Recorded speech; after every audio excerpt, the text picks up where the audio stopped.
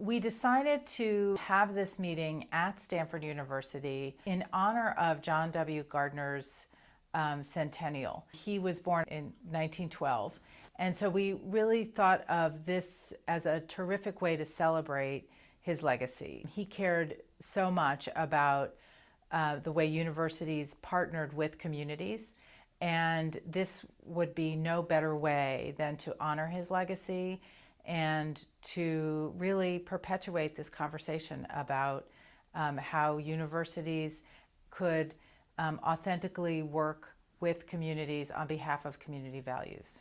The more we talked, the more we realized it would be a great idea to convene folks and have a national meeting. We made sure that the convening included folks from community-based organizations, researchers who were already sort of leaning in this direction, grant makers, policymakers at the national and state levels, and community-based organizations. Part of what we were hoping to achieve at the summit was to create a community. What we needed was to make sure there was a lot of networking happening, which meant that we were fostering connections among people of different roles and from all over the country. And we were really pleased that that was happening.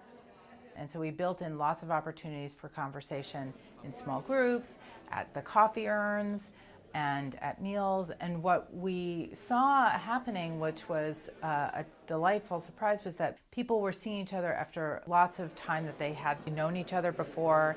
They were reconnecting, and they were even reconnecting in new ways, that they had actually found commitment in common, this new way of working across boundaries with these common goals and working together on behalf of youth and families. The partnership we've had with Redwood City 2020 has really been at the heart of our work since the beginning. We had a really terrific opportunity to showcase that work and really look inside it and try to understand it a little bit more deeply and talk about it in this national forum.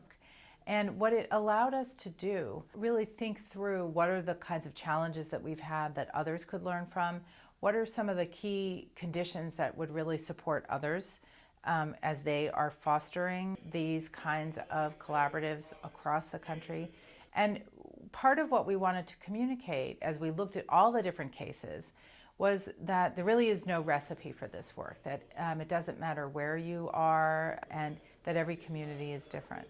And there's a real opportunity to do this work with an open mind. At the heart of the work of the Gardner Center is a real commitment to partnerships.